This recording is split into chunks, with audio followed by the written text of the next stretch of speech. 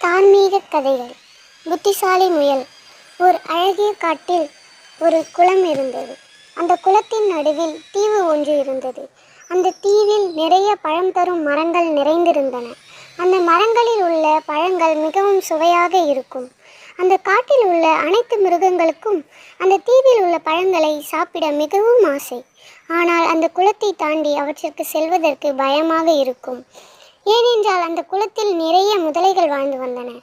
ஒரு நாள் ஒரு முயலுக்கு அந்த தீவிற்கு சென்று அந்த பழங்களை எப்படியாவது சாப்பிட வேண்டும் என்ற ஆசை தோன்றியது. அப்பொழுது அந்த முயல் ஒரு திட்டம் தீட்டியது.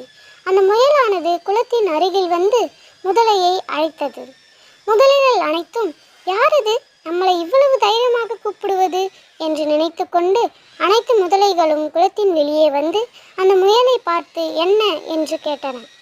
அப்பொழுது அந்த முயல் முதலைகளிடம், நீங்கள் என்னை ஒன்றும் செய்ய மாட்டீர்கள் என்று எனக்கு சத்தியம் செய்யுங்கள் என்று கேட்டது. உடனே முதலைகள், நாங்கள் உன்னை ஒன்றும் செய்ய மாட்டோம், என்னவென்று சொல். முயல் முதலையிடம், இந்த காட்டின் ராஜாவான சிங்கம் இந்த காட்டில் உள்ள அனைத்து மிருகங்களுக்கும் ஒரு விருந்தினை ஏற்பாடு செய்வதாக உள்ளது. அதனால் இந்த காட்டில் உள்ள மிருகங்களின் எண்ணிக்கையை பட்டியலிட்டு கொடுக்க சொல்லி உள்ளது.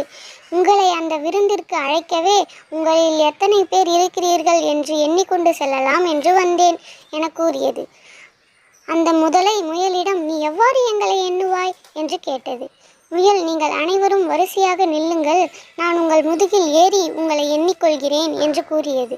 உடனே முதலைகள் அனைத்தும் வரிசையாக நின்றன. முதலையின் வரிசை இந்த காட்டிலிருந்து அந்த தீவு வரை இருந்தது. முயல் ஒவ்வொரு முதலையின் முதுகிலும் தாவி தாவி அந்த தீவினை சென்றடைந்தது. தீவிற்கு சென்ற முயலுக்கு மிகுந்த மகிழ்ச்சி. அங்குள்ள அனைத்து மரங்களிலும் உள்ள பழங்களை உண்டு மகிழ்ந்தது. மாலை வேளையில் மீண்டும் அந்த தீவின் கரைக்கு திரும்பியது. முயலின் வருகையை அனைத்து முதலைகளும் எதிர்பார்த்து கொண்டிருந்தனர். அப்பொழுது முயல் கரைக்கு வந்தவுடன் முயலிடம் ஒரு முதலை, இவ்வளவு நேரம் நீங்கள் எங்கே சென்றிருந்தீர்கள் என்று கேட்டது. அப்பொழுது அந்த முயல், நான் உங்களது கணக்கெடுப்பில் சற்று குழம்பிவிட்டேன்.